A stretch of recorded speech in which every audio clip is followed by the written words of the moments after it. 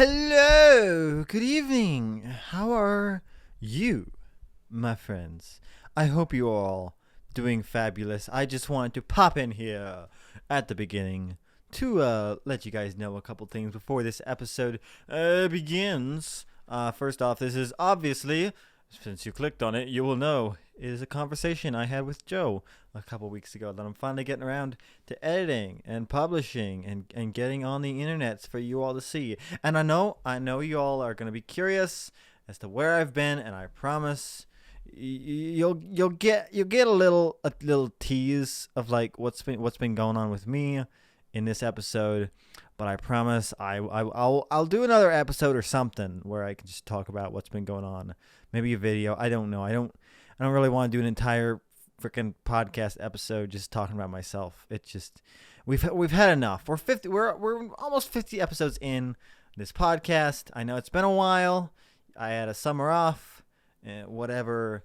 But like freaking, I don't want to go back to just rambling for an hour because I don't think that was really much of a show, and I don't really want to have to do the kind of research I did with the last few episodes where I try to make it more of a news thing. I might do a similar show to that. I had fun trying to mess around with like the whole, just the setup for the show and the kind of format, but I'll save that for a different show. I got a couple other podcasts that I'm working on starting. I know, bad idea, Vinny. Bad idea. Bad, Vinny. Bad. You're taking on too much stuff. I'm sorry. I can't stop myself, guys. I get into the zone, and I get these ideas, and I can't stop myself. What do you know? Some weird side effect. It's almost like I have a very common mental illness where I tend to hyper focus on things that maybe I shouldn't be hyper focusing on. But anyway.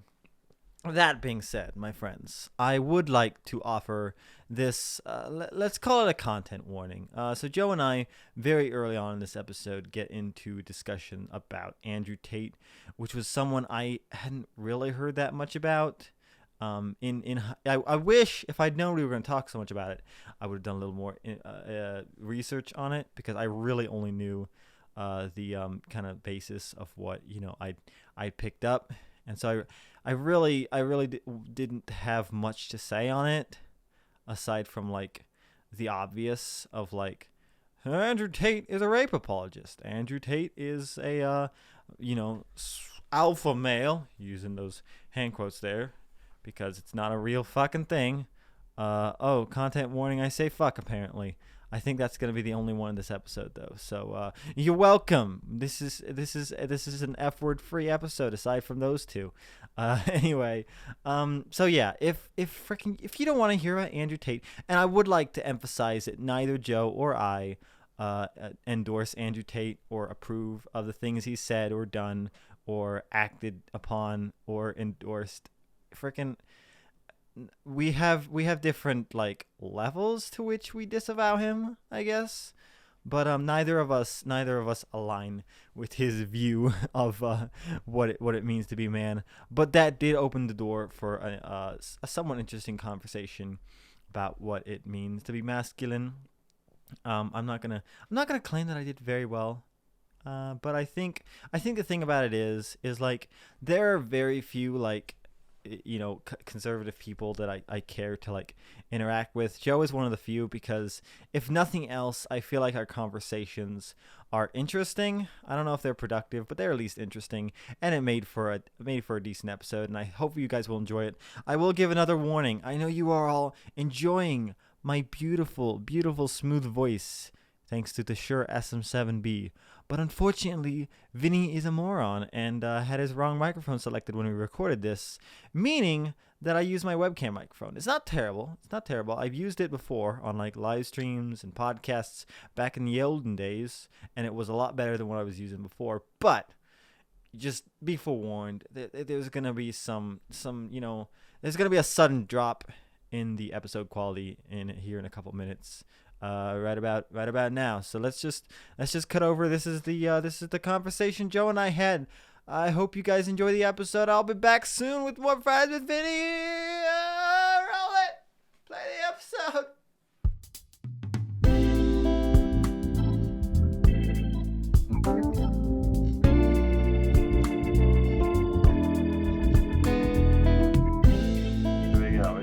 podcast time.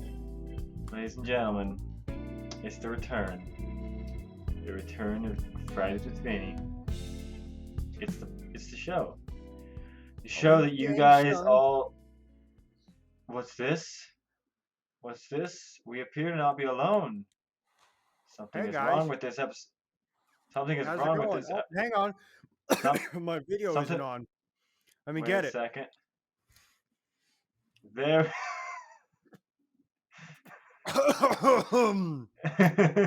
Hello, Vinny. How you doing? Joe. How's it going, Top Joe. G? Joe How's it going? Rogan. Joe Rogaine. Yeah. Joe Rogaine Tate. That's my Joe new Rogaine. handle. Yeah. And Mm. first off, Vinny, I wanted to talk about why, when my wife and I are going out, I choose the restaurant. I choose the restaurant every time, and I'll tell you why. You choose it every Restaurant. time? Because I don't need to sit for 30 minutes while she says, well, I don't know which one I want to go to. I just can't decide. And I as the man, it is my job to decide. And I say, no, we're going to Taco Bell. That's what you decide every time anyway. And so we save so much time. So men, that's for you. Okay, well, Joseph Tate, I can't help but feel like maybe maybe it's better that we respect the web. Maybe sometimes just it doesn't have to be 100% of the time. We can give 50-50. Oh yeah. Spit really went off the No, but rails. All right. in all seriousness, in case I need to say it, I do have a lot of respect for my wife. I love her very much, and there's in every relationship you need a mutual respect. It can't survive one-sided. So as long as you all I'm remember that, any relationship will be I'm great. glad you put that footnote in there. I just wanted to say Uh, that. I know how these podcast people be. Anyway, speaking of podcast people, ladies and gentlemen, welcome back to Fridays with Vinnie. It's the show. If you guys went an entire summer without, I can't imagine how you survived an entire summer with no Fridays with Vinnie. But we're back. Here I thought Vinny got banned off YouTube, but no, it wasn't that he No, was no, uploading and I wasn't getting them. He just wasn't there. It wasn't YouTube's fault for once. I can blame it for all the other times, but this time it was all me. I will accept the blame. And in similar fashion to folks from Alabama, we're keeping it in the family this week by having Joe. Ladies and gentlemen, another white guy. Oh, you better believe it. Ain't none How of does that it feel to be? diversity How does here. it feel to be the second white guy on podcast? I'm not the second, am I? Because No, I mean not on this podcast, but on this episode, you're the second white guy. that is true. That is true. How does it feel to be the second and last white guy on this episode? Yep, yeah. There will be. I will make this promise as host of Fries with Vinny, as the V himself. There will be no more white guys on this episode. I think you're gonna say each episode will have at least one white guy per episode to maintain diversity. I mean, and that's also a keep given. the show going. Over the summer, the reason he was gone was because he shut it down and only allowed people who were not white to host it, and there was no one there to fill that role, so the show just disappeared. So that's ladies and gents, why it was gone. I'm relatively good friends with I can't remember his name now. Shoot. Of course, it go for me right when I was trying to say that I'm relatively good friends with him. Yeah. I'm good friends with this guy. He's got a darker skin tone. He comes in handy. I have been making it a goal to have a couple people on who are not your traditional podcast blokes. Right. It's just for it's hard for me to get guests on. Yeah. Like Dude, for I starters, loved your episode with Pedro. That got me. That was through a good really rough episode. work day. I was working on the res that day longer than I was supposed to have to, and I didn't have any help. And that's a tough place to be. I just feel out of place there. It's funny. The guy I was helping, he's also Joe, but he's actually Oglala native, and it's funny. He just fits right in. It doesn't bother him at all. He's just like, oh, I was grown up here, and I'm just like, I feel weird here. I don't feel. And he's like, yeah, that makes sense. Well, I want to. So here's the thing I've been wondering about. Okay, because I'm going back to school here at Mines, and of course, Mm, during orientation, everyone's just like, "So where you from, man? Where you from?" And everyone's all mm. like, "Oh, I'm from North Dakota, or I'm from Montana, or I'm from Iowa." All these different places, and I'm just like, my first impulse, even the like, I've lived, we've both lived here for over 5 years now, Coming up so it's on just what, like, 7 well, now? I think, yeah, man, we're at least at 6. So at Right, this point, it's kind of like, you know, technically speaking, this is my home. Like, I'm a South Dakota boy, right. but like I don't feel like I'm from South Dakota. You know what I It's mean? an impulse to It's just like, almost say, "Oh, I'm from Illinois." Yeah, yeah, yeah. Like, right. I feel like a Midwest person. I Mhm. don't I don't feel like I'm from South Dakota. Yeah, when So I went to, Florida with Faith and her family, this is kinda sorta, on the topic, people would ask me frequently, "Oh, where are you from?" They could tell I wasn't from the area, mm, that's kind of the only thing you can ask a tourist if you're from yeah. Florida and somebody's just there and they're there because, tourists. Um, so it's the nicest you can be without being like, "I wish you weren't here. Traffic's terrible." So, but, I was like, I feel like I should say from Illinois, but technically speaking, I don't live there anymore. And so I was like, even though I've only lived in South Dakota for like a year and a half, 2 years at this point, I'm just gonna from now on say I'm from wherever I'm living. If my house is located Mm, there, that's where I'm from. I moved back to Illinois for about 4 or 5 months over that one summer before Faith and I got mm. married, and I was once again from Illinois. That's what I tell people. And then they look at my license plate on my car and be like, "Mm, that's not what that says." And I'm like, That's well, not what I'm your going license back plate says. eventually. But right now, Yeah. I'm from Illinois. So but I Right. get what you mean, and because I Well, yeah. overthink things, I have to lay Uh-huh. ground rules like Sure. that and just decide, you know what? Yeah. I'm just gonna give it Yeah. exactly how it is right up front. If Sure. my my I do about 50% of the time. If I've got time to tell a story, I'll go into the full story. But most of the time, people just making casual conversation don't yeah, need and like a they big don't want to story. hear your It all backstory. depends. It all depends on the goal. Today, I was forced through obligation of classes to attend the career fair, which I'm be honest, I thought was going to be I remember terrible. that. I didn't want to go. I Yep. was just like, I don't, and I'm not, I can't do an internship this summer. Like, it's Uh-huh. not feasible. But I still kind of enjoyed going there because it wasn't I didn't really necessarily feel out of place, Right. which is nice. I talked to one person from like Skull Construction. Oh yeah. Um, they got some internships. They're probably not looking for physics majors, probably looking for industrial engineers, Yeah, people somebody who working a more people to tell hands-on them thing how where deep to dig their construction to holes. keep Yeah, them. Yeah, yeah. but uh, but it was like talking to people there was just like, because you're talking to potential employers and they're also there to talk to a whole bunch of people. You kind of got to learn how to like pace your stories and figure out how much in detail to add. Yeah, yeah. That is a Because tricky thing to do. yeah, I It's don't. funny, you wouldn't think There it'd be was that difficult, but it really yeah, is to, kind of teach yeah, yourself, oh, how much info do I need to uh-huh, give? How much is actually yeah, crucial to this yeah, conversation? Because you don't want to be like, I'm from South uh Dakota. And that's it. yeah, Like kind of yeah. on the That's same thing more. before. It's kind of nice to say, I moved here recently, but I am Hmm. technically from South Dakota now. That gives just a Yeah, little bit more to the person feels like they know you so much better, whereas hmm, just knowing where you reside at the moment. So. yeah, sure. But For I the mean, record, like, I did turn my mic yeah, just a little bit. I don't know if it records the it's audio waves fine. separately, but I noticed that my It'll bars seem way lower than yours. That's more just to So, keep an eye on, like, make sure your microphone is making noise. You gotcha, can, gotcha. make sure that there's some volume coming through Okay. there. But Mhm. I was, because they kind of had a little class beforehand on like, here's how you talk to potential employers, and Hmm. like, I feel like 90% of that stuff is just complete baloney.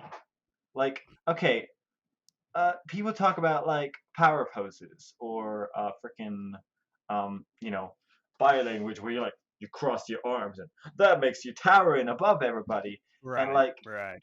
and we're like, oh, if you cross your arms like this, it makes you seem like you're bored.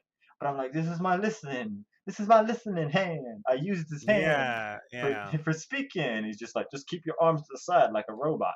That'll Right. make you look professional. And it's just like, I don't know. And that and like the elevator pitch. Am Uh-huh. I alone in thinking like the elevator pitch is the dumbest idea in the world? Like the I whole mean, idea if of like, you are in upstate New York trying to score big with businessmen, no. Uh, but in every other situation where you're trying to get a temporary job to get yourself through school, yeah, it's kind of a silly right, thing. You know, or yeah. if it's an actual interview, the elevator pitch isn't an Hmm. issue. It's when you go on a show If like you're in Shark an Tank and you've interview, got to you've already got the interview, so you don't need the exactly, elevator. The exactly. idea of like, but the idea of like going into an elevator with somebody from a company and being like, "Hey, I'm this guy, and I do Right, this, and I right. really want to get a job with your company," and that being like, you have 30 seconds to get their attention. It's just like you can't do it. You can't form a relationship in No. freaking 30 seconds. Like I And I mean, get if the you're idea extremely behind it. likable, they might, if you were just extremely talented with people and very likable, you Yeah. might get them to kind of like you. But nowadays, taking a business partner on is Mhm. such a, venture out from your safety of your own business. It's like, Yeah. why would you do that for a stranger in an elevator, But Right. Yeah. I Yeah. don't know. No. I mean, I I mean, know I will well, never need to use the elevator pitch thing. At least I sure.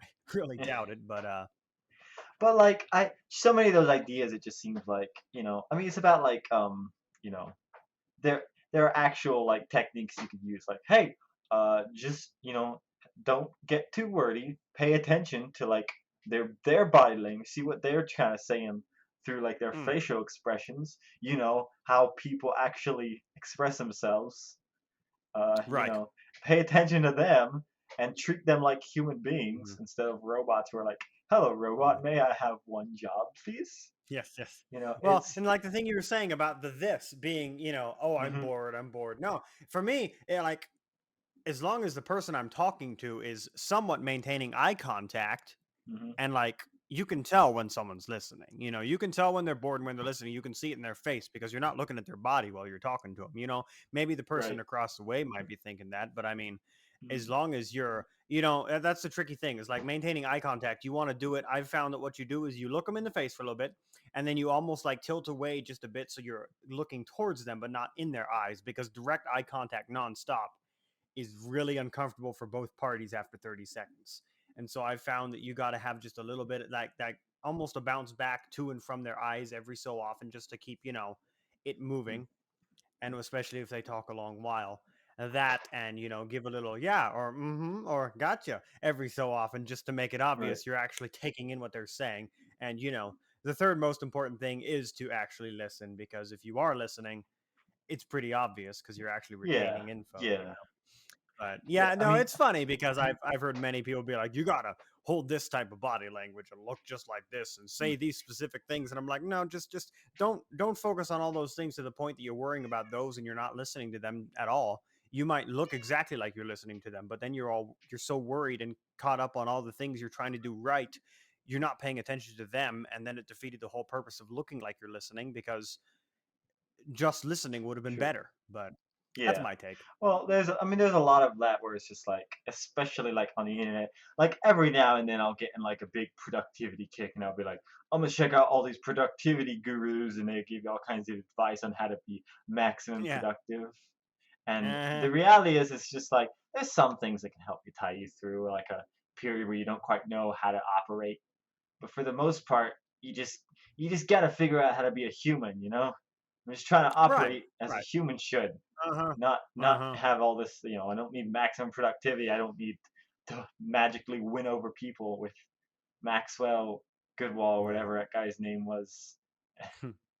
I was thinking about that today because like I was remembering how like some people would like if they had a criticism they would do that technique of like sandwiching compliments, and to me that's always been just so obvious that it's like it seems demeaning Yeah. to me, where it's just like, look, Yeah, I I like it. get what you're I trying. like it I less, get you know? I get you're trying to soften the blow, but the reality is I see right through what you're doing, and I'd rather Mhm. you just came out and Mhm. told me what I was doing wrong, rather than try to make Right. me try to build And up then you my end up ego in that before you knock me same down.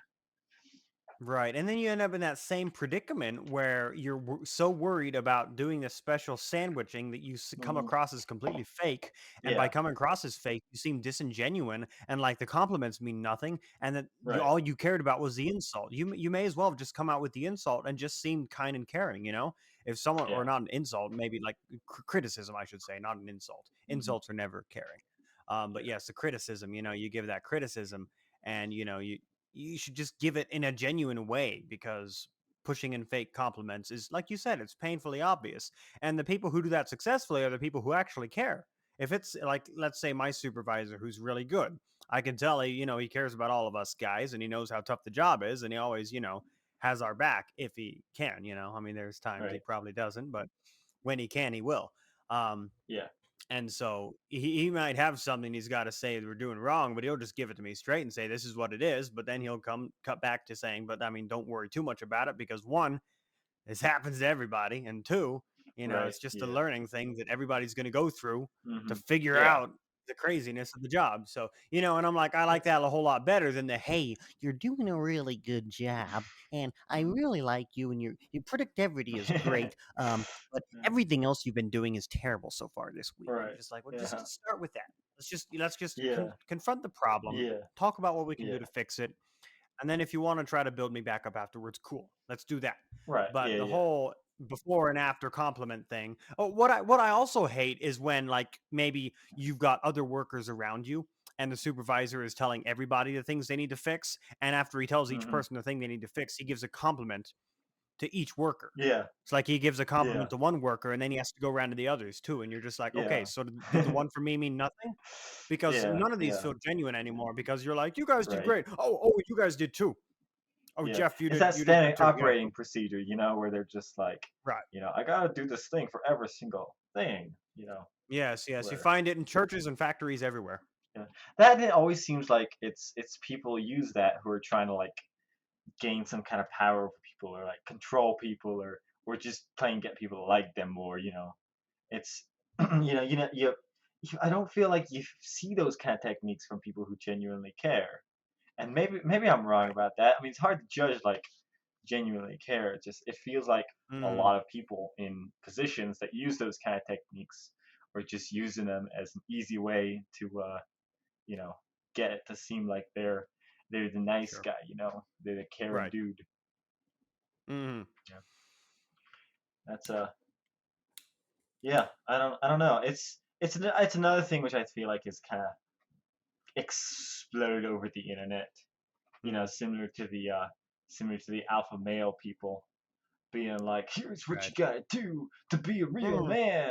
And it's just like, But when you think about it, it makes sense on the note of those the alpha male people who are boosted up. It's so many people are struggling with depression and all kinds of things that make them feel so worthless.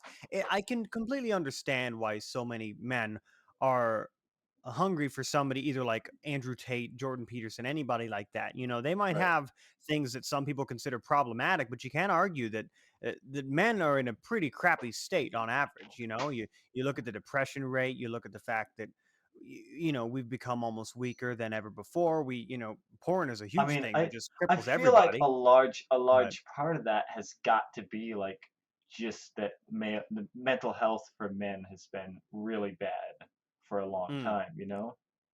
I mean, hmm you look at the way like PTSD was how how it was completely ignored before like World War II. yeah, People who went to like wars before then, they definitely had PTSD, but it was oh yeah, almost largely ignored. They were encouraged to like hmm not talk about that. right. Whereas now, I think also part of it is like there's a lot of that kind of like because the internet it makes it harder to like find yourself as a person because you have a lot more options. Because in the Well, and you olden see a lot of days, fake people who seem successful and happy, right? and you're like, "Oh, look how good they've got it. Why can't I Yeah, have that?" You know? right. But also there's the But aspect of like, if you're raised in a community, you see the people around you, that's your identity. You go on the if you now that you have the internet, you go on the internet, you see 1,000 different people who you can kind of like, oh, I kind of want to be like that person, or I want to be like this person, and so you have this like weird clash of identities, you know. right, right. But and I think my main problem with it is just like I feel like I feel like young people don't get like any kind of like education regarding like how to tell if something's legit, how to like actually Yeah. you know test test something's weight. And I don't think like 100% of the time you need to like necessarily delve into everything. Sometimes it's nice to try on different hats in between stuff. Mm, yeah. Maybe you want to be a Sonic fan for a while and think that Sonic Adventure is good. That's your Yeah, yeah, and I mean, even there's a natural part of that that's good for you too, because that's how you find yourself. Because like when you meet new friends, a lot of times, even as an adult, you might meet a new friend and decide Mm, without realizing it that you start dressing and acting more like that person right. because obviously to you someone else is going to seem a lot more cool than you are. And you Yeah. obviously want to seem somewhat cool because that's what makes you attractive to other people that you could potentially meet, or other friends that you want to keep, and have good relationships with. And so I feel like there's a natural part of that you kind of will mimic people around you that you admire and look up to. And when we do that to each other and almost build off of each other, if you will, I feel like that can lead you to finding your true self. But when, like I said, when these people on Instagram, they post their perfect looking lives, and all these girls are on there hours a day looking at all these other women who are in fantastic shape, seem like they have money, a nice car, a nice house, great relationship, and everything's Mhm. just perfect for them. All they see is the good side of everything, and that's the problem, is you never get to see the negative side. And so you want to become this person where everything's perfect without realizing that no, that person's got all kinds of problems too. It's really hard to realize that because everything looks so happy and wonderful, and I think that's partially probably why so many people uh want that pine for that success, and that Mhm. being seen by everybody, that fame, if you will, because they almost feel like if they can get there, and they can get, and then it's the whole thing of, if I can have a whole bunch of money and finances are no longer an issue, then I'd be happy. Well, if I can then, get a good relationship, then I'll be happy too. And it's just, you start, I feel like then you instead start chasing happiness. And that's a path that never leads to happiness because you never find it Right. like that. I think But I don't know, because there's legitimately an issue of because I know that I, among other people, have an issue where my brain doesn't like to produce the happy chemical. You know, yeah, some yeah. people can some people operate, and I'm like, how do you operate so well? I want to be you. Uh-huh. And then but then my brain is just like, this coffee drink just doesn't give us the right dopamine anymore. We're gonna be sad again.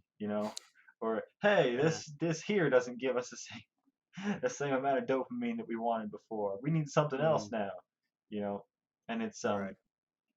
I don't remember what point I was going with that, but I get what you mean, though. I mean, that's what makes the mental health discussion so tough, is because it's so vastly different for everybody. I mean, right, yeah, you want to talk about something that's a huge comparison to that, is look how hard it was to have discussions about COVID, because COVID was so different for everybody. You'd have this right, group of people yeah, over here that they'd get it. It felt like the common cold or less. And hmm yet they've been told to be scared and, mask up, vaccinate, and all this. yeah, And then you have this other group where it hit them so hard. They lost a parent, they lost a grandparent, they lost, somebody who was in great health, maybe in great health and yeah, young. yeah, And so you can't have these two groups come talk to each other and come to an agreement because they yeah, didn't have the yeah. same Because situation. well, yeah, you got Two one guy. different. It's just like I had it was no big deal. I was like, dude, my grandma died. It's really Exactly, yeah, exactly. And so it makes it a really touchy thing, because then the people who are mm, saying, "Hey, let's not worry about it," woohoo, then yeah, they're either going to be more set in their ways or feel mm, really bad, but still wanting to tout their idea of, oh, just right, be free and keep living. And yet the group that had a bunch of loss is going to will that no one else has to experience that, and say, well, if the quarantining helps, do that, please, because I hate mm, to see, you don't want to see someone else burn. You hate to see someone yeah, else's life crash and burn like right, that. And so in the same way with mental health, it's tough because you have so many people whose brains run, and they just do just fine.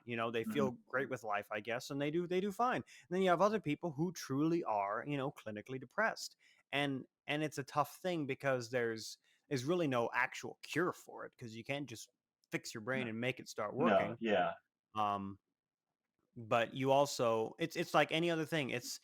I heard a therapist talking about it, and depression and anxiety are almost akin to habits more than a clinical issue. Right. because it's something that you trigger automatically without realizing it anytime a specific Mhm. something happens. So when you go Yeah. through, let's say with anxiety or depression, when you go through a specific life event, anything that reminds you of that will trigger that, you know. Anything like, let's say for instance, you are feeling really bad one morning, something crappy happened, or you had a terrible day at work, and you slip off your boots and you go upstairs and you set a glass into the sink. Well, every time you set that glass into the sink or put on and off those boots, it might actually trigger that in your Mhm. brain, telling you, hey, you're depressed or anxious now. Yeah. And it gets to the point where you're just like, why do I feel this? I don't have a Mhm. reason to. But your brain Right. associates these things and puts them together and says, oh, now it's time to feel this. And so it almost becomes a habit that you have to try to watch for. And what this guy was saying is he has the best luck, helping people get over their depression or anxiety by basically confronting what it is that seems to be these triggers that seems to lead to it, and basically helping them work through them and have a better understanding of why it's a trigger and how to deal with it and not have it Yeah. trigger that anymore, because the problem is those triggers are always going to exist, unfortunately. You wish you could just Right. get rid of all of them, but these things that make life difficult are just going to be here. And so the best case Yeah. scenario is, well, how do I live through it and come out on Yeah. top? I think that's why, like, for people with like anxiety and depression, that it works, like therapy works so well because it's forcing them to break those habits. It's changing the way that they think about the things, and so it changes the way they approach things, and slowly they're able to build new mental habits regarding like Right. their mindset around Hmm. their everyday lives. I think that's Exactly. why it's become like it's become like a popular thing. It was like now everybody's in therapy because I mean Hmm. I think a lot of people, I think I'm not gonna say 100%, but I'm gonna be like, yeah, I don't know, upwards of 90% of people could benefit from therapy. I Oh, mean, I'm sure. I'm sure. I don't know like necessarily. I know the issue is of course with the cost being so high, Mm. you know, but at the same time, I feel like a lot of people tend to ignore their feelings, and I don't think it's healthy. Like I don't think in the long run it's Right. healthy. Like I admire the people that can just be happy with no thought about like their feelings, but Hmm. I feel like in the Hmm. long run it's gonna make relationships more difficult. Which is why this podcast is Right. sponsored by BetterHelp. BetterHelp. Go online and chat with Yeah. somebody who may or may not be a licensed therapist. I don't know. Who will That was claim to be there a was licensed therapist? They've there got was a a while plaque on their back. desk. There was this thing a while back where like people claimed that like BetterHelp wasn't necessarily a licensed therapist, or like they didn't have. I don't Yeah. think they have a great like a privacy terms of service thingy regarding that, Which is But odd. I don't know that much about it, because like Then again, it's annoying TikTok's because terms of service and privacy are horrendous, and people don't bat an yeah, eye at that. right. I mean, you I can think actually, part like, of if it you have is TikTok on your phone, they can monitor anything else on your mhm, Wi-Fi stream, essentially. So, like, for instance, if you got right, TikTok on your phone, they can monitor your computer because it's connected in the same right. location as your phone, and you're just like, okay, how is that okay? You can jump over to a whole Yeah, well nother device and that's don't the even thing, use right? TikTok Is on. like it's next to impossible to like regulate anything, any like any tech company outside of the US or the Mm. UK. The UK has a little bit more strict standards on that stuff. But They almost have an option whether or not you you get get out to of be these tracked, countries essentially. and all of a sudden you've got, like Facebook tracks the heck out of you, but Oh yeah, at least now they're transparent about it, you know. right. Yeah, they just You know. admit it, which is funny. Yeah. Yeah, and Oh, I mean, that's it's the thing, right? frustrating, It's but like it's funny everybody enough. knows it, but like, I mean, I certainly don't like. I don't lose a lot of sleep over it just because I don't. I don't feel like there's a lot there Right. to see. It's like, if you think you can make a few bucks advertising to me, you're right. I will definitely buy those shirts, Facebook. You are right. Thank you. Oh yeah, I've given into but that before. That's for like at sure. the same time, it's just like I don't. There are a lot worse things being done by Facebook. It's hard for me to choose my battles. Oh, absolutely. And that's the thing. There's so many horrendous things going on these days. You're just like, yeah, whatever. You're using our information to track us and Yeah. sell. make us buy stuff and sell the data to these corporations, if that's all they're doing, you know what? I hardly even care. I think it's a breach Yeah. of my privacy, but I care very little. My only concern Right. is if you'd be using it for more than that, if other Yeah. countries are using it for any Mm. reasons that they might want the info Yeah. of the average Sure. American person. And I mean, I have no idea why they would want that, but Yeah. I mean, yeah. I. It's any hard to any say, dude. I don't know. screwy I don't business know. a country performs is usually based off of data from the beginning, and so it would make sense that Right. they'd want that, but I'm not going to worry too much about it because you really can't escape it, and Yeah. so That like and you said, like i'm going to it. i'm going to pick my battles on it. Yeah. I'm going to focus more on my feelings and less on Facebook. There you Yeah, go. Put that on a T-shirt. Facebook. yeah. Advertise it on my Facebook wall that way. Ignore Facebook, focus on feelings. I try not to do that too much.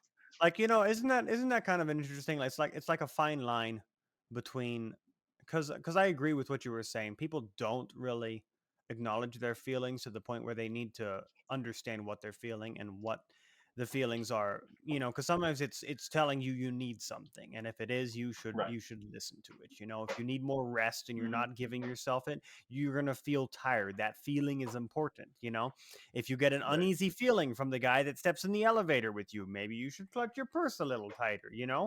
That may Yeah. not be because you're just a rude person. That be, that's instinct that has helped keep us alive as a species for many years. So, Right. that's important. Feelings are important, but like at the same time, I think people need to be able to acknowledge them without also having those feelings also control everything about them, because sometimes you've got to be able to rise above them, but you still have to be able to acknowledge them. Does that make sense? Sure. Because I, Yeah. 'cause I Well, think it's that's my biggest problem with the people who want to push the all about feelings. Listen to all your feelings and stuff, and talk about them and everything. And then you have on the other end the people who are like, just push it down, push it down. I'm just yeah. like, can we get a fine line between where, hey, right now I've got something in life that's really more important than my feelings, and I should focus on this, but I should also pay attention to my feelings and understand them. I shouldn't let them drive my decisions. I should be Right. stronger than them, and I shouldn't let them dictate everything I do, but I should Mhm. also acknowledge them to keep a healthy mindset. Right. Yeah. I mean, But there's a difference between acknowledging your feelings and being a slave to them. right, And exactly, I think exactly. most people like in the mental health industry know that. They understand that. It's again, it's very difficult because you're a lot of what you're seeing when it comes to Mm, extremes. It's almost always like young kids, either in their late teens or their early 20s, who are still kind of trying to find their identities. right. And you always go to an extreme Hmm. whenever you're starting to figure out yourself, and you're figuring out stuff. Oh, You absolutely. know, it's But I mean, I think with the exception of like really like I guess biased groups you could call them, because there are a lot of biased groups when it comes to like the older generations that stick to like ideas which aren't really great. But it seems like when you see these yeah, kind of extremes in younger groups, it's more common that it's just like, oh, they're gonna probably stick with that, but they're gonna mellow out with age, or you right, know, they're gonna right. come back out somewhere to a medium, somewhere Uh-huh, to a uh-huh. center. You almost always do. Yeah, yeah. But So And as much as like, I dislike a lot of some of the things or almost everything he says about women, I did like that Andrew Tate would address men's health and getting help and listening to your feelings rather than shoving them down, because he acknowledged that that's a I problem and mean, men shouldn't do that because we're here's the told to deal shove it with down. those. Yeah, He was here's the good deal with with that, those type of things. Right. Well, but I don't. Here's the thing. I don't. I have a really hard time wanting him to get any credit. See, with someone like a Jordan Peterson, I tend to be. I try to focus only on his ideas because I think that legitimately he is a troubled person who should not who should not be in a position of leadership over people, because clearly he has his own problems he's dealing with. And I don't think he's a mentally healthy person, but I don't think he's necessarily a bad person. I just think he has issues. Or right. like with a person like Joe Rogan, I like a lot of the stuff he's done in the past, and every now and then something he continues to do. Like I Mm. was listening to like an episode from like 8 years ago. He did with Cara Santa Maria, who is she's a neurobiologist, I believe, Mm. or either that or she's I believe she started as a neurobiologist and she's getting her PhD. She's a therapist in training. But anyway, she's on the Skeptic's Guide to the Universe, but she was on his episode, and it was really interesting because it wasn't like he was like, agreeing with everything he said. It was interesting to hear a skeptical voice on a podcast like the Joe Rogan Experience, Mm. which, before has like, which has, continued to be very open to having like more fringe uh, conspiracy theorist type people on it Right. pretty regularly. Like one of the But only major it was weird podcasts to me had hearing, Alex yeah, Jones on there, you know? right, yeah, He and I mean Eddie like five Bravo different both. times. Yeah. But I don't know. When it comes to that, I think that I can give Joe Rogan credit. But when it comes to someone like Andrew Tate, I have a really hard time just because of the manner in which he talked about women and his attitudes towards women. It's just like because I feel like that causes real harm in the world. Like you have Right. this kind of rape apologist kind of person being like, you don't understand, they were asking for it. It's like, oh no, Right. man, that's your place. Right. And it's like, and I have a hard time like laughing at the memes or like, hey, because to me it's like it seems like there are people who took this guy seriously, Well, and here's the danger I of it. don't think that's a There's good sign. Yeah, and I initially agreed with you and I hated the guy. And I thought to myself, I'm judging this guy based off of 30-second clips I'm seeing here and there.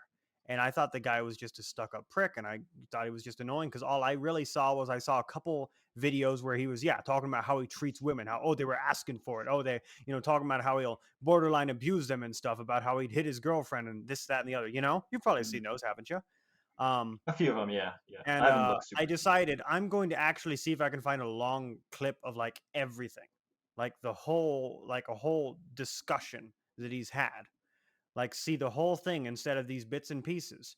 And then you realize these bits and pieces are taken out because of the entertaining bits, and these are jokes, these are references to something else. He's told stories from somebody else, maybe it's from a perspective of somebody else.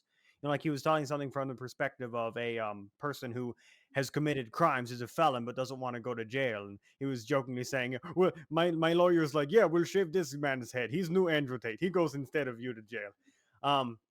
And I don't agree with everything he says. I disagree with a lot of it. But listening to the guy actually give his full opinion on stuff and talk about how he really is upset that his clips have been taken out of context because the things he was saying he didn't mean. And his girlfriend even came out and he was like, here's a video that she recorded. I asked her to give a brief rundown of our relationship and her side of it because I wanted her to be open and honest. And she was like, I'm gonna be honest. I like the aggressive kink thing. That's like what gets me going. And so I'd ask him to do that. I'd ask him to be aggressive and show that aggressiveness because that was the thing we did. She was like, I didn't think that video was gonna go anywhere. And trust me, he's not an aggressive guy. And Andrew mentioned later that he's his brother. He's got a niece. And he was like, I don't want her growing up in a world where men have any power over women. I want it to be an equal playing field because I love my niece and I wish the best for her. And I was like, well, I can at least appreciate that I can't give the rundown for everything he said, but long story short, a lot of those clips are not his actual, opinions. It might be jokes that were going too far. And the problem is he carries himself in the same way Donald Trump did. He's got that boisterous, loud, unapologetic behavior that just screams like he's an egotistical maniac. And it's hard to take somebody serious like that if you can't get past all that and actually try to understand what they're trying to say when they're saying things in a genuine spirit, because there's so much goofball stuff you got to filter through, if that makes sense. But I mean, I get what you're saying, and like I understand like, and I appreciate like the idea of like trying to look for the nuance and stuff like that. But again, it's just like if somebody's making those kind of jokes and making light of that kind of stuff, even if it is just a joke, it's like I don't I don't know. I guess I'm hesitant to give that kind of person any kind of platform in the same way that I'm hesitant to mention certain politicians by name because I don't want to give them more of a platform than they already get by everybody angrily quote retweeting them, you know? I get that. It's I like get that. the I do internet is want to so specify that I fueled by don't. this kind of anger, Right. angry reactions to angry people saying bad things, you know? Mm. Yeah, and I Because want to that's specify don't support the guy, and that's not what I'm saying. I mean, I don't know him well enough to support him one way or another. I watched a 1 hour video of him giving his rundown on everything. His essentially, as he called it, his final message. And I mean, he's very full of himself, and I can definitely see that. But he's accomplished a lot, and he's a really impressive fighter, and that's certainly true. So in his areas of expertise, I think he's good. And I think if it wasn't for the fact that men are so desperate for somebody to kind of encourage them to just be men, I think it wouldn't be he wouldn't have been such a popular figure, and somebody like him, they would have been why like, well, why he's rude does to women. that yeah, why does that have to be like the definition of being men? Like what why is it that it's like, oh, we're just being men by being aggressive and everything? Like I guess I have a hard time understanding that. Like why is that our definition of like what it means to be a man? Why can't it like, why can't it be like chilling around a fireplace reading a book, you know? Why is that considered like a feminine trait? I don't know. I I don't guess I don't like the idea of that is just like we're just being men. I don't feel like that's a great excuse.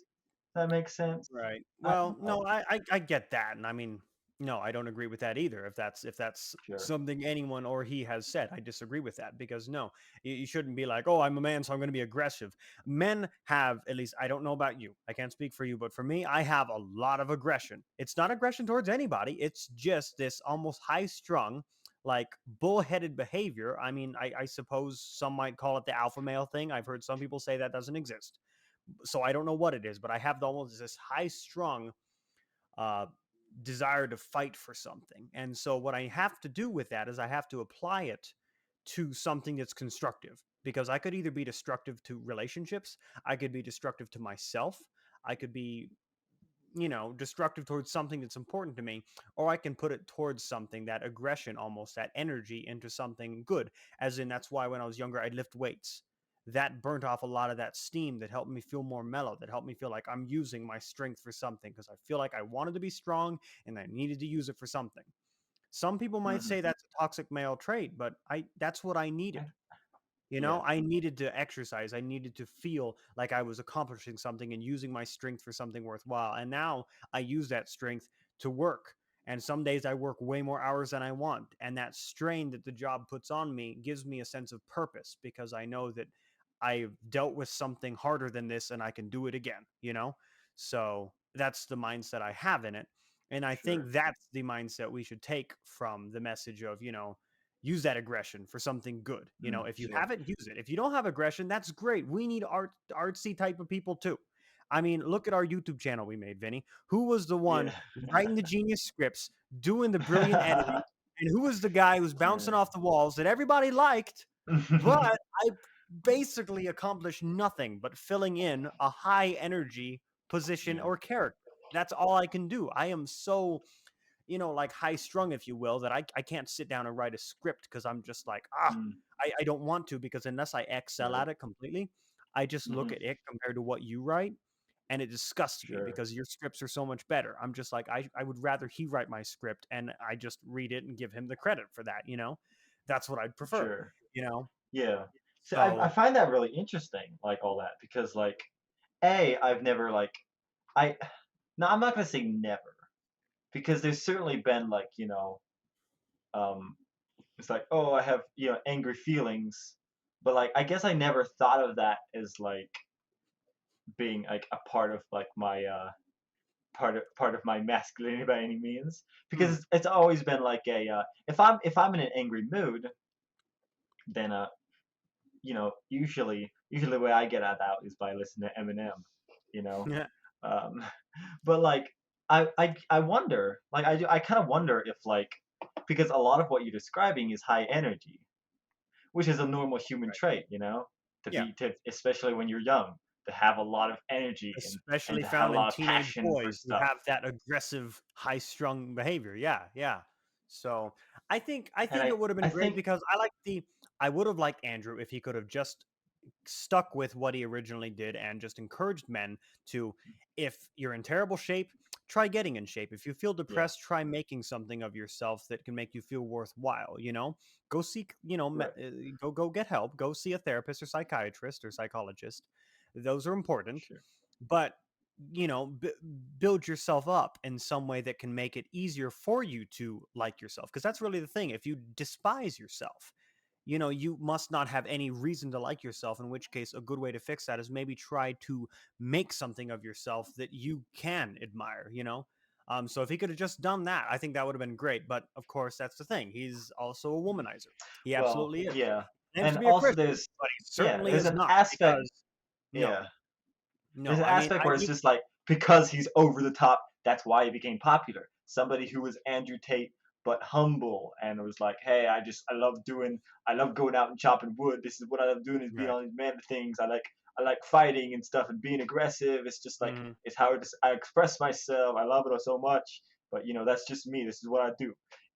That's why like I compare like Carl Sagan, the original host of Cosmos, to like Neil deGrasse Tyson, this current Oh, Carl Cosmos. Sagan was so much better. It's like Carl I watched Sagan a had video of this him the other calm day. energy. He was Yeah. excited about science. He loved Uh-huh. explaining science. Whereas Neil deGrasse Tyson was just like, the Earth is not fucking flat. Yes. Carl Sagan wouldn't do. Maybe that's not a bad thing to be like that, but to me, it's just like I see something like Carl Sagan. It's just like that guy could reach people. He could like Yes. he would tell the story in Yeah. his book, Demon Haunted World. In the beginning of it, he talked about getting in a taxi with a guy who recognized him and wanted to ask him all these science questions. And his questions were all about like, so is it true that there's like Atlantis? People have found Atlantis in the bottom of the ocean. Is it true that there are Right. UFOs? And Carl Sagan has said he felt really bad having to tell the guy that these things weren't true and there was no evidence for them because the guy was Uh-huh. excited about science, but the science he was excited about was completely fake, you Mm-hmm. know? And it's just like he said he watched the guy's like enthusiasm disappear, Oh you no. know, which he said it sucks because like science itself is so exciting. Right. And I feel like a lot of like, you know, both Carl Sagan and like Bill Nye have that like excitement about Mm. teaching science, Right. and they're both really patient about the way they go about it. Whereas Neil deGrasse Tyson tends to be very, very macho about it. He's the macho science man. Yes, Yeah. which hurts him a lot. I mean, I don't know if you've seen him on Joe Rogan, but I mean, the amount of Yeah, time he's yeah, interrupted that guy. I mean, Joe will be talking, and he's just like, "Oh, and by the way, I have something I need to yeah, tell you right now. You shut up, yeah. Joe." And it's just like, come on, man. You Yeah, know, yeah, it's the entire it makes audience. him come across as has It, he hasn't a lot of ego. exactly. The entire audience was fixing to listen to you and hear exactly what you say and take you Mhm. seriously. And now they just can't get past the fact that Yeah, they're frustrated with yeah, you because they like the host. And if they don't know hmm you, but they know Joe Rogan well enough to listen to his show every day, that's yeah, not a great way to yeah. get your foot in the door.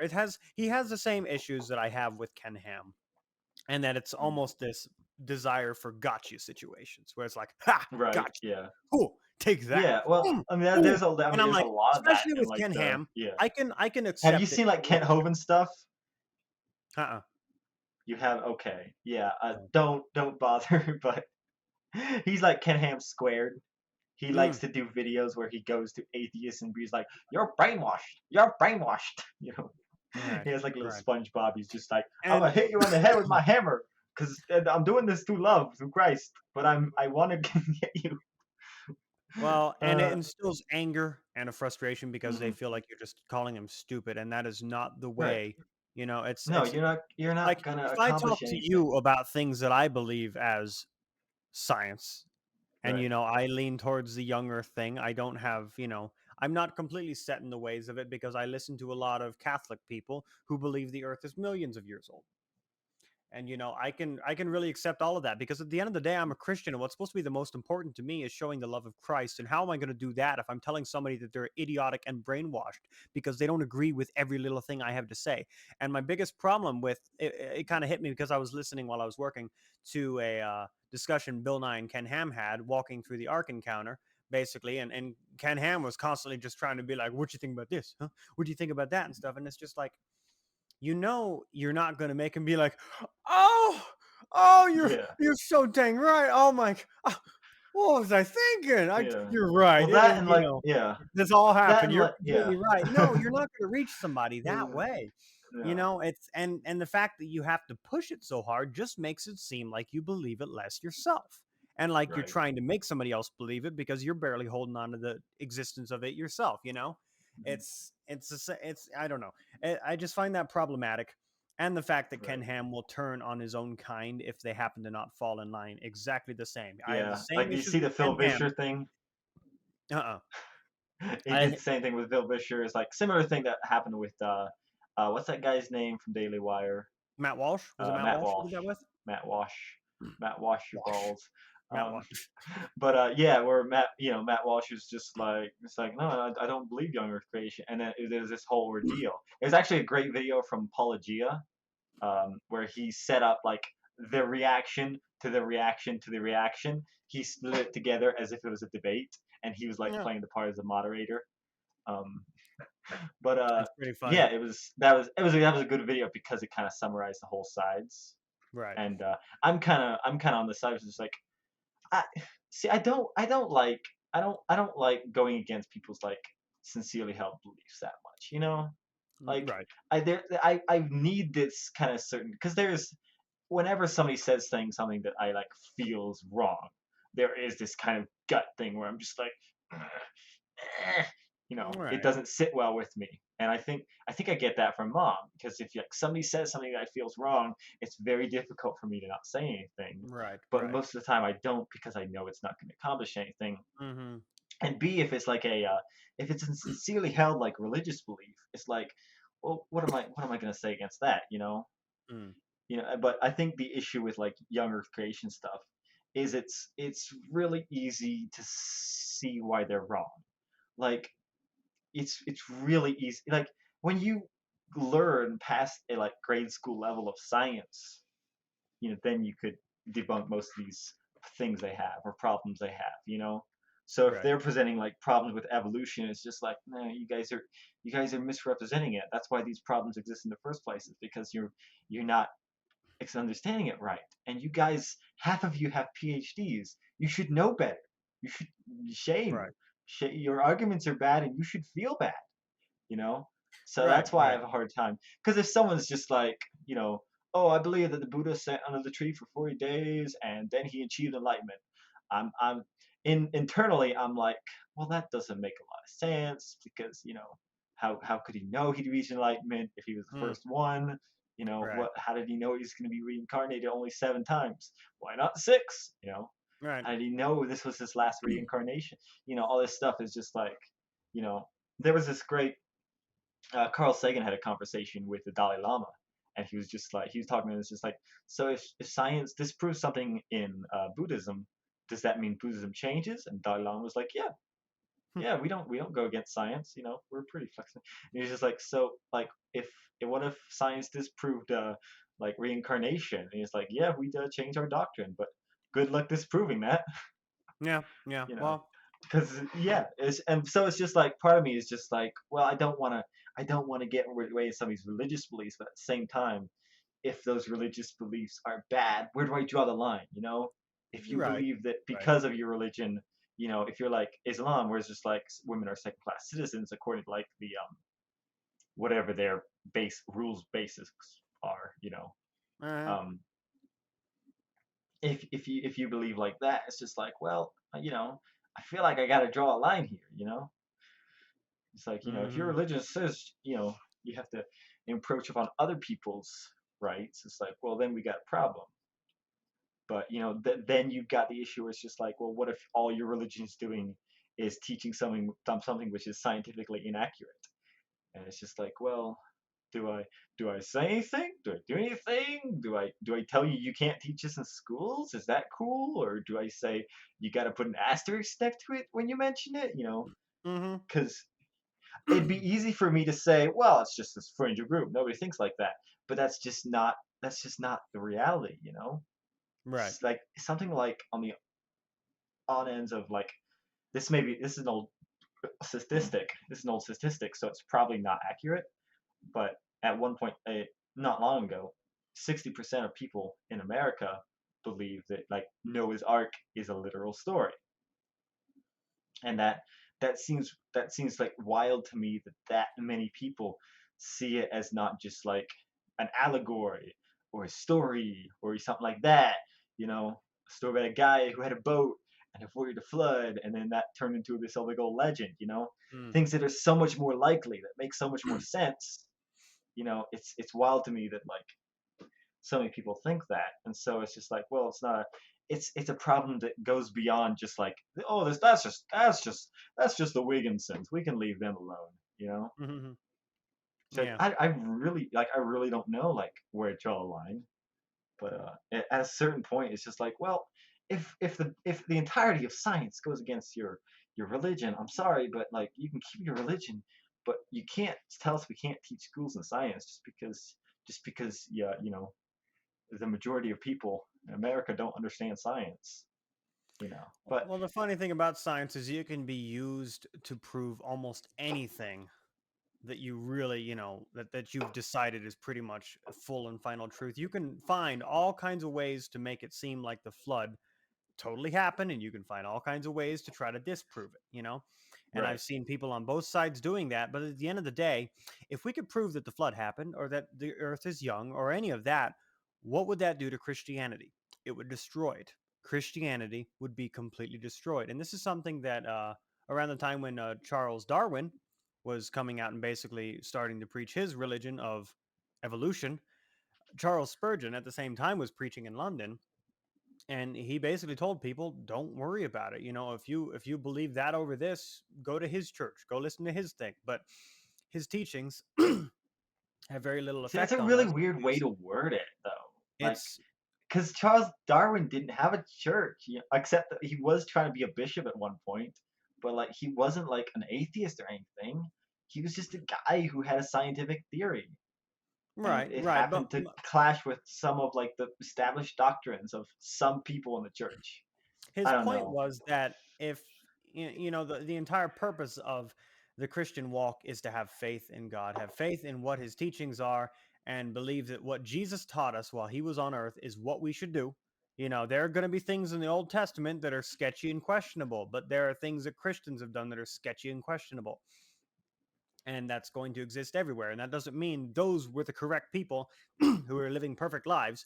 The only way we can see an exact example of what we should live is what Jesus showed us. That is the only example we have as what we should be on earth, because that was the only person who did it right. Mhm. So he was just saying that the entire purpose of it is to have faith. If we could prove that the earth was, 6 to 10,000 years old, that the flood happened, that all this stuff in the Bible is completely true, there would be no need for faith because it would be proven true, and that would destroy Christianity.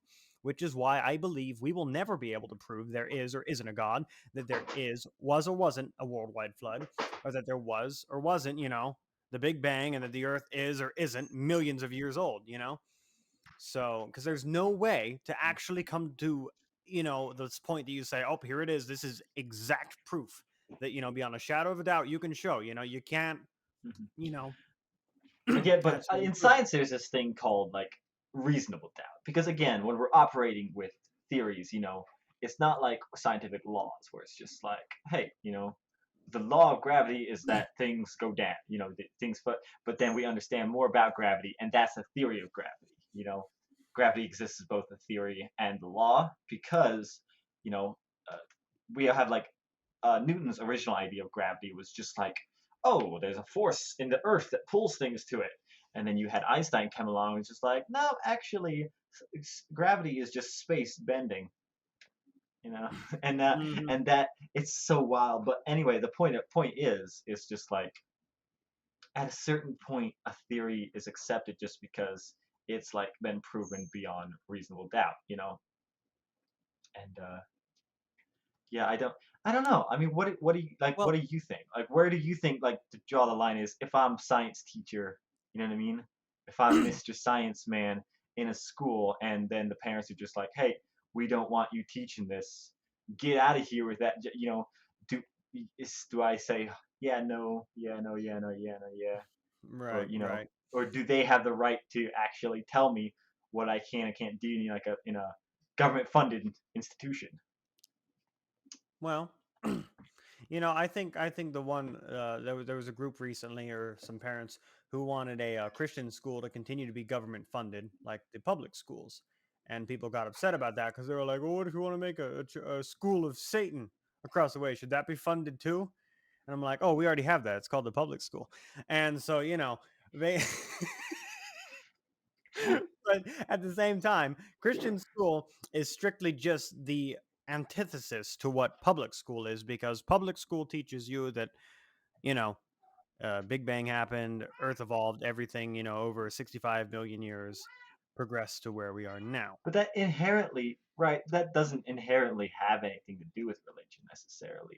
No, no, You but know. if in a Christian school you want to teach what we find in the Bible, starting from Genesis, teaching everything in it, whether it be good or bad stories, just exactly how it's written. That's what a Christian school usually would do, in which case that's going to clash with public school, but there are going to be many parents who would like their kids to be, raised with that. And I don't see a good argument against it, because if you are raised to be a true Christian, to live an upright, good Christian walk, you're going to be a very good contributing member to society. You're going to be the type of person to create the MRI scanner.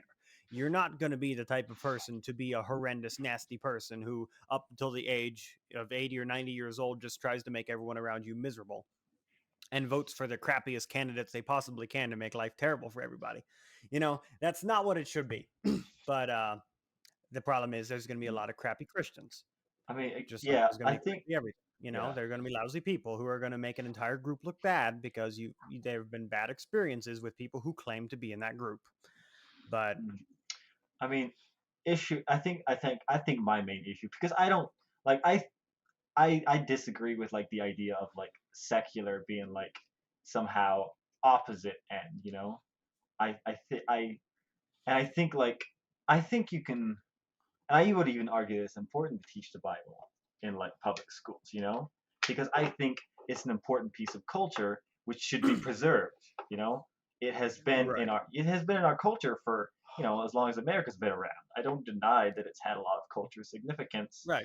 I just disagree with the idea that you can use it to replace science class. I don't think you should say, hey, because we have the Bible, we're going to teach that, and then we're going to teach that instead. It's like, no, Bible's about a completely different thing, you know. And many people would argue that even the people who wrote the Bible knew that it wasn't meant to be like a history book of day one, Well, but more no, I'm like not an saying it should be allegory the to history establish book stuff. and the science book. I'm just saying that if you teach that everything evolved and there was no creator, yes, you've just went against what a Christian school would be. But if all you do is teach science as you've learned it, and even if you want to say that, the earth is millions of years old, if you end up where basically the Catholic school is, which is where evolution was the way of everything, because that's usually what Catholics believe. And if that's what you teach, that is not against Christianity. Because at the end of the day, I would prefer that someone, or let's say my child, was raised up to love God and to honor God and themselves and everyone else around them, and believe that the earth is way older than I might believe. And to be honest, I do not believe, like, I wouldn't stake my life on the fact that the earth is 6,000 years old, because you know what? It could be millions of years old. I don't know. But all I know is I'm getting a phone call. A phone I don't got call, time for that. probably the wife. Oh no. It is my wife. Yeah. Well, Wife that has sounds like a great time to move on to segments. Sorry to cut this engaging conversation off, ladies That's and okay. gentlemen. That's okay. That was Maybe we'll probably pick it boring up on a. everybody. They're like, We should do like a bonus stream sometime. Just like play game while we argue about stuff. That would go great. we should But do that. The thing is, though, I exude so much energy while not necessarily arguing, but debating or reasoning my opinions of stuff. I would either lose every game, or you'd be like, so Joe, why do you think the flood might have happened? I'd be like, it was just the animals that got on the earth, and it was good times. And you're just gonna be like, ha ha, Jason is stupid. And I'm like, no, it's because I was losing in Splatoon. All Give me right, well, one we're thing gonna at a move time. on. Yeah, we're gonna move on to recommendations, ladies and gentlemen. this is the part of the show where we recommend some stuff. And while you find, I know I didn't give you much of a heads up on this, so I'm gonna give my recommendations while you tally up yours. So my first Okay. recommendation So is is this kind called of how what you did on the That's Pretty Cool podcast when that was still going? Basically, give like um a film or TV show and yeah, I music or usually give video three game. recommendations. So if you want to give three, I that think is I've that already is got fine by three me. actually. Okay. Um, Well, so I'll start with mine. First off is one of the best hip hop albums I have heard for a long time. I keep listening to it over and over again because of how much I love it. It is Temporary Forever by Bus Driver. It's like this is like it's like the nerdy version of a rapper, I guess is the best description of it. But he's got a few like my favorite tracks on there, surprisingly, are like the spoken word tracks because he's just got like a basic like walking bass line going on while he's like doing a spoken word rap, I guess, in a way. So mm, yeah, I recommend that one. One of my one of my favorite lines from it is like, "Kids, if you really want to piss off your parents, show interest in the arts." But yeah, uh, that's Bus Driver, and I've really been enjoying that album. how about I follow Also, up that oh, recommendation then go ahead, go with ahead. a hip hop album of my own, which actually was I was afraid you might reference because it's been one that I've been loving lately, and also because I feel like none of your listeners want a recommendation of my power metal, so I will leave that elsewhere, along with my religion. I will put that under the rug. So anyway, Youngtown's new album, and that's spelled Yungtown. So not exactly young, but you know. Anyway, so Youngtown, his new album, Nothing But Love. It's phenomenal. It's fantastic. He's had some of the It's songs really good. basically put together and written before, but he's basically went through, changed up some of them, altered some of the choruses, altered the beats, and basically made them really, really good. You can tell it's a passion project that he spent years on because it took him a long time to produce it. But it's really, really good. And had it been released in the '90s and his name had gotten around a little bit, I think he would have been up there with somebody like Vanilla Ice, Run DMC, all those people who were considered legends because it was great. It's just, and he's really good with his writing. I appreciate the fact that it actually flows. It feels like poetry, and there's just a lot Yeah, of passion behind it, which he's you don't got always so many find in him. great bars, dude. Yeah, So many yeah, great he's lines in there. that's the thing I noticed with him is that he's just such a good writer. So You know, I think one of my favorite lines of him is realism. Interesting, isn't it? Realism is our best defensive foundation, so we won't get disappointed or discontent. yes, It's like it yes, that flows is so one good, that but I'm it's like, that is also a such a great line. yes, Yeah. yes. And of course, as a Christian, I appreciate his nods to Christianity that you pick up every so often. You're like, oh, it's Christian. And I'm like, So curses! Now we gotta go hang out with Satan to clean out the system. you got to go hang out with Richard Dawkins in the hot tub and open up that God-shaped hole in your heart all Yeah. over again. So But anyway, what you got? Richard didn't understand. Okay. On Netflix, second season of Bee and Puppy Cat. It's a show which is like it's very, I guess, psychedelic is a great way to kind of describe it, but it's the kind of show that you watch while going to sleep. So, you know, it's been a great show to binge during evenings when I should be working on homework, but I'm procrastinating. It's Cool. essentially it's a great show because it seems like it's about nothing, but really it's about all these characters and their failures around work. Mm, You know, like she's just gotten fired. One of the guys is like can't is trying to go to culinary school but can't bake. You know, right. one of the characters, she's a boxer, but she kind of quit doing that because she needed to pay bills. So instead, she codes, and Mm. she's got like a sign that says "Work or Starve," which is quite relatable. Oh But yeah. yeah, it's just like Very. everything about it is like very on point and very Mm-hmm. themed very well. And it's based on the first season, which came out on YouTube like 8 years ago or something weird, something Right. crazy. But yeah, it's a really good show. It's a really well made animated show, and yeah, I've been enjoying it. So you got it number two? Let's see. So I've got a couple different things that I'm kind of jumping back and forth on, but I think because they released some of it recently in season 6, I'm going to recommend JoJo's Bizarre Adventure. They just released another 10 or 12 episodes for the latest season. It is the season that so far has been one of my favorites. It's with Jolene Cujo, the first female protagonist, who is the best way to write a female protagonist. And she puts all the other modern female protagonists to shame by making one that's actually good. Because I like that they, instead of making her strong because she's a female character, they made her a strong female character, which I love. So I've had a lot of fun with that, which sadly they haven't finished it yet. It's been year 2 and they've only released the second third of the show.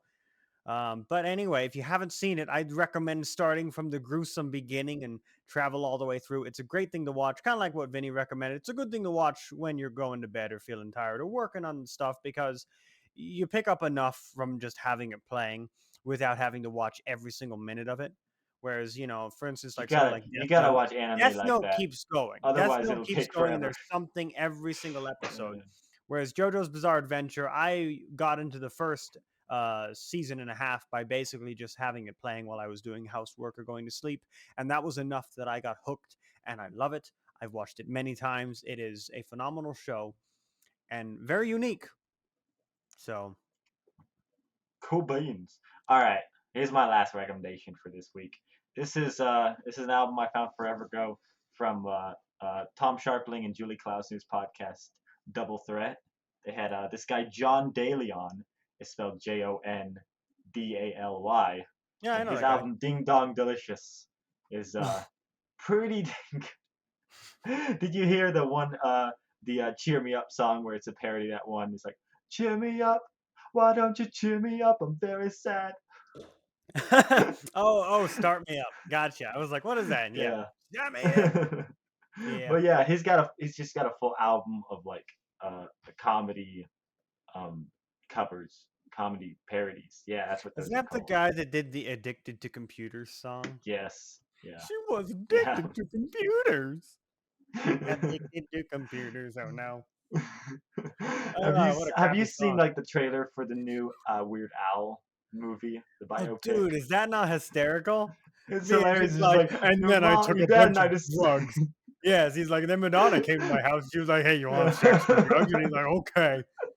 It's just hysterical because it's like so typical for every single other artist, except I yeah. can't For say this for everybody, sure, but it's a I'm pretty parody sure of other Weird people's Al. biopics. I'm pretty sure Weird Al was pretty much like the cleanest dude ever. I mean, you Yeah. can tell by looking at him. The dude hasn't aged. And that shows you what Yeah. a healthy life of being famous looks like, Yeah. because you have no stress from the fame and the money, and yet you didn't dabble in drugs and excessive alcohol use. So you didn't age from the stress in life, and you didn't age from the alcohol or drug abuse. And so you're just like, good grief, dude. So much of Weird Al is just like gems that I've never seen, just because I never really got into him until even recently I haven't really like binged all this stuff. But I just love how his biopic is a parody of other biopics. Yes, You know? I know. At first I Your thought it was dad and real, I and I was like, decided. Your everything dad and I I knew decided it'd be better if you just weren't yourself. they found him going to an illegal polka party. Oh, so ridiculous. But yeah, it was funny. I was like, I thought everything I knew about him has been a lie. But no, then I figured it out. I was like, oh, okay. But did you see the sort of related? Did you see the episode of Game Grumps they did with him? They played Wheel of Fortune with him. I think I did. It I was think I such watched a it. great But episode. I forgot a lot of it, because it's been a while. Like there was this song title they were trying to guess, and it was I Love Me" by Megan Trainor, but they didn't have it filled out aside from Megan Trainor. And he was like, "Oh, it's Oh Bite Me, I'm Megan Trainor." And it was just hysterical because all three of them almost have that same vocal tone and the same humor and the same way of laughing, and they played the same as hair. they all played as the exact same character on the game too. So it was like three people playing as the same character who sound almost identical. Who's who? Oh my gosh, that's I amazing. know. But I gotta go back and watch that again. Probably. Third recommendation. I am gonna actually say something recent as well. And this is for you too, Vinny. Splatoon 3. I've been having a blast with it, and it's about time you hop on and do some splooning with me. Yeah. I just Salmon I got run now 24 hours a day. That's more important. Yeah, you're becoming Dr. School now, so that's harder for you to do. But it's nice because unlike any other online game, the matches are like 3, 4, 5 minutes, And so you sit down and you can play for like 10 to 15 minutes and you feel like you've played 3 or 4 games. And so whereas like Fortnite, if you start winning, it's like, oh, this is going to be 30 minutes to an hour possibly, you know?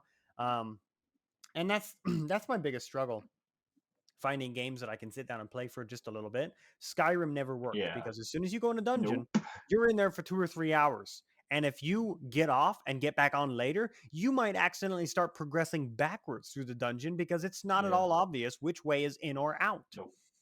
And so it became this horrendous mess of every time I'd have to stop playing, I'd have no idea where to pick, where I was picking back up. And I didn't really have that many hours in a row to play, whereas I enjoy Splatoon a lot because you can sit down, you can play a couple matches. If it's not going well, you can go to Salmon Run, and instead of playing against other players, you're playing with players against computer-generated bosses that spawn at random. And you take them out to see what kind of score you can get. And it's almost like a Tetris-style deal where it's like, even though it's kind of the same gameplay over and over, the whole point is to get that high score that's like, yes! So it's a very enjoyable game without being horrendously complex or difficult. But it's a lot of fun. And the story mode's pretty good, too. So cool. They put in a lot of good effort. I'd recommend it for everybody. Yeah. Have you seen Breath of the Wild 2? Tears of the Kingdom. Was it May? May, isn't it? May 12th, I believe. May 12th. Which kills me, especially since before COVID came around, it was going to be a 2022 release. That was going to be what I did over Christmas. Well, I mean, it wouldn't be Breath of the Wild if we didn't have to wait an extra 5 years for it. Yeah. The very first game took forever. You remember that? I remember. It's like 3 different postponings, but I feel like it was worth it. Was it worth it? So much detail. No, absolutely worth it. I am just glad that I wasn't in the same position as everybody else, where you're watching the trailer over and over, waiting for it to come out. Yeah. Because I feel like this wait for Breath of the Wild, not Breath of the Wild 2 anymore, Tears of this Kingdom. Nope. I feel like that was, that this has already been killing me, and I got Breath of the Wild. What was that? Was that 2018 we got it? Something like that. It may have been end of 2017, but I know it was. Well, yeah, because Faith bought me the Switch when Splatoon 2 dropped, and I didn't get it till that Christmas, and you and I didn't buy any Switch games, obviously, till that following time when we actually started playing it, which was like summer of the year following. So that would have been 2018. So we were basically a year to a year and a half behind the release, and I didn't really get into it for another 6 months. And so that actually benefited me. So that way I had a good time with it for about 2 years, and that way it's only going to feel like I had 2 years to wait. So there you go. Jumping in late. I did about half the game. I did it over vacation during this past spring, while in between working on the SAT. But it's a great game for killing a lot of time. But anyway, folks, I believe that is all our recommendations for this week, and thus we have come to the end of another fabulous episode of Fridays with Vinnie. But do not fret, my friends, as I have more guests that I am working on lining out. So more episodes of Fridays with Vinnie are coming eventually. I hope you guys can handle tumbling through the 7-day Vinnie-less void of this week. A whole 7 days without any Vinnie. You tumble through that horrendous void till you make it to the other side and hear these buttery voices all over again. Yeah. Well, you won't hear this one. This buttery voice doesn't show up very often, but hey, Vinnie will be here for you guys, and he's more than a capable enough host. So, but it was great hanging with you, Vinnie, and with the rest of you guys. And see you cool guys later. All right, you got any final words of wisdom for us before we not really. Not that you put me on the spot. I had them 30 seconds ago. They're gone now. Yeah, my bad. Okay. All right, well, friends, as always, thank you so much for joining us for an episode of Fridays with Vinnie. As always, I love you, love yourselves, and I'll see you next time. Bye-bye. Fridays with Vinnie is a production of Vinnie, written and produced by Vinnie, starring Vinnie. Special thanks to Vinnie. Music provided by Kevin MacLeod of Incompetech.com. Vinnie is not responsible for the views and opinions expressed by Vinnie or any parallel dimensions by other Vinnie doing parallel podcasts in any alternate universes. Vinnie is a property of Vinnie LLC and was used with permission. Send your questions, comments, and death threats into contact@VinnieHarned.com. Until next time, this is Vinnie signing off.